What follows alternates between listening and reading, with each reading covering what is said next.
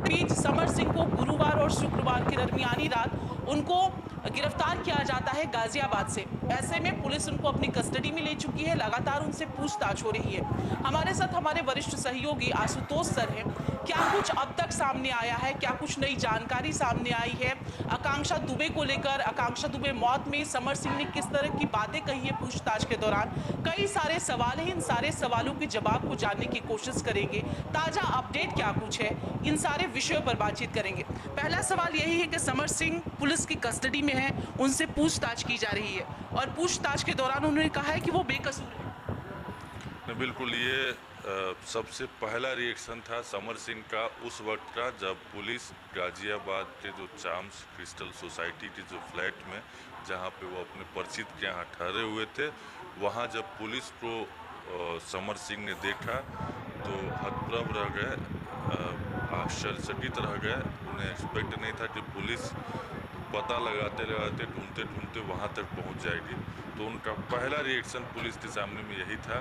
जब पुलिस ने उन्हें बोला कि आपको हम लोग गिरफ्तार करते हैं, तब उन्होंने ये सारी बातें बताई जो आप अभी बोल रहे हैं। हाथ जोड़कर पुलिस के सामने में रोने लगा समर सिंह, गिड़गिड़ाने लगा, बोलने लगा कि सर मैंने कुछ नहीं किया है, मेरा भविष्य चौपट हो जाएगा।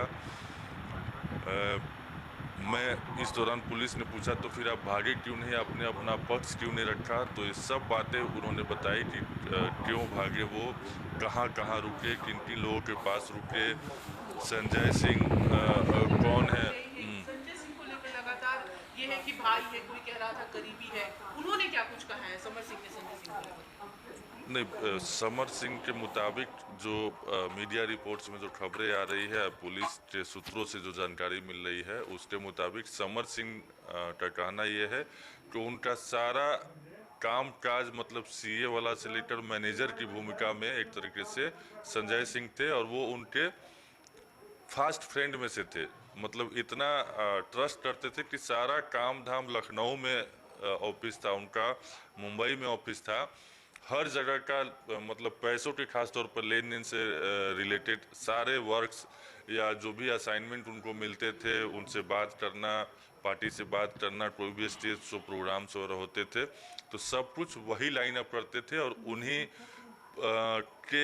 मतलब कहने पर वो हर जगह जाते थे। मतलब सारी चीज़ें डीलिंग की जिम्मेवारी यही है। हालांकि जो मधु दुबे के वकील हैं, आकांक्षा दुबे के जो केस लड़ रहे हैं, शशांक शेखर त्रिपाठी, उनका ये कहना है कि समर सिंह और संजय सिंह में भाई का रिलेशन है और वो ममेरा भाई है। वो मधु दुबे भी यही कहते आ रहे हैं शुरू से कि समर सिंह उनका भाई है। तो ये सारी चीज़ें हैं।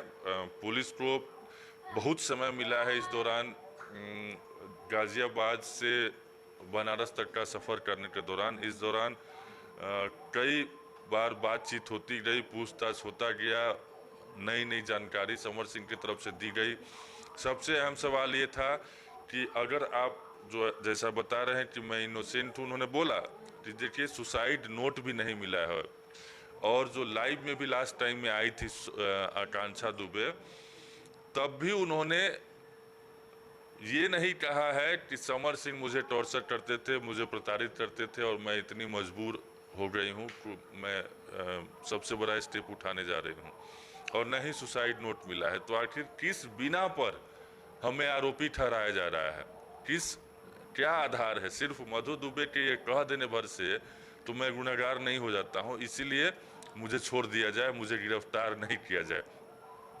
उनकी बातों में दम भी लगता है मुझे, चूंकि ये जो बातें हैं वो कोर्ट में जब ट्रायल चलेगा तो ये उनके वकील ये सारे तथ्य, सारी बातों को का हवाला दे सकते हैं और कोर्ट से राहत की मांग कर सकते हैं। अब उन्होंने बोला कि क्यों भागे थे वो, तो उन्होंने बोला कि देखिए जब शूटिंग जिस समय आकांक्षा दुबे की मौत की खबर आई थी, तो शायद वो गोरखपुर फिल्म की शूटिंग के दौरान वो गोरखपुर में थे।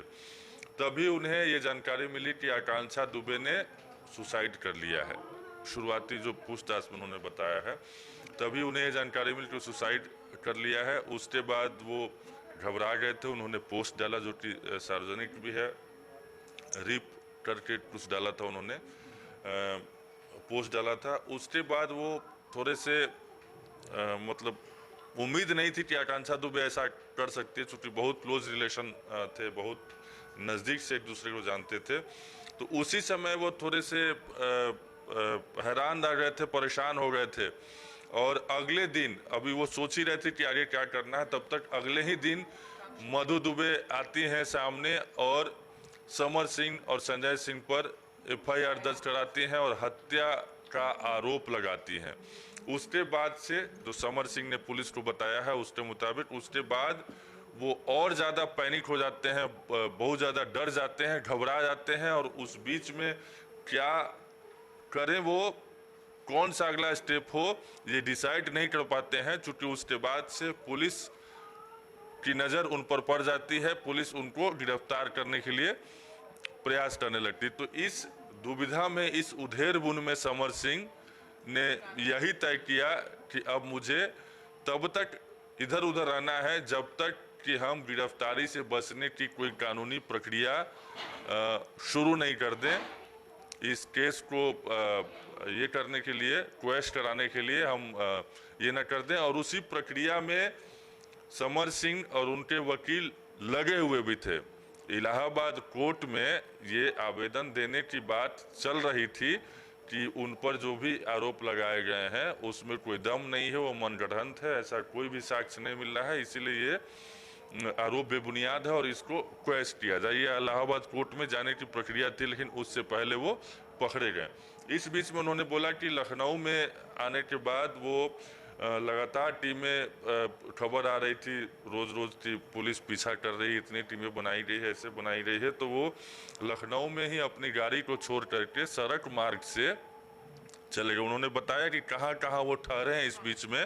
ये सवाल यही है कि वो ठिकाना बदलते रहे और उसको लेकर भी उन्होंने कहा है कि वो डर गए थे और इसी वजह से लगातार जो है ठिकाना बदल रहे थे, चाहे देहरादून हो या फिर लखनऊ छोड़कर अचानक से फिल्म की शूटिंग में थे। जैसा कि उन्होंने बताया है, शूटिंग छोड़कर बीच में अपनी गाड़ी छोड़कर सड़क मार्ग से वो आगे निकल जाते हैं, कहीं दूसरे शहर चले जाते हैं।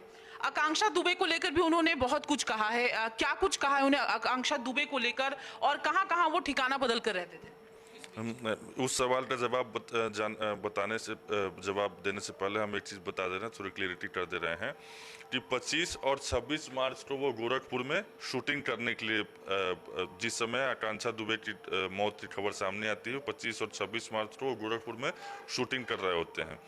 26 मार्च को जब डेड बॉडी मिलती है, सूचना मिलती है, उसके बाद वो लखनऊ आते हैं और 27 मार्च को मधु दुबे जो आरोप लगाती हैं वो एफआईआर दर्ज करती हैं, ये नेम्ड एफआईआर दर्ज करती। उसके बाद से इनका ये कहना है कि वो इतनी हिम्मत नहीं जुटा पाए, इतना साहस नहीं कर पाए कि वो पुलिस के सामने आकर अपनी बातें रख सके, अपनी सफाई पेश कर सके। यही वजह है कि लखनऊ में ही वो अपनी निजी गाड़ी को छोड़ करके सड़क मार्ग से अपने दोस्त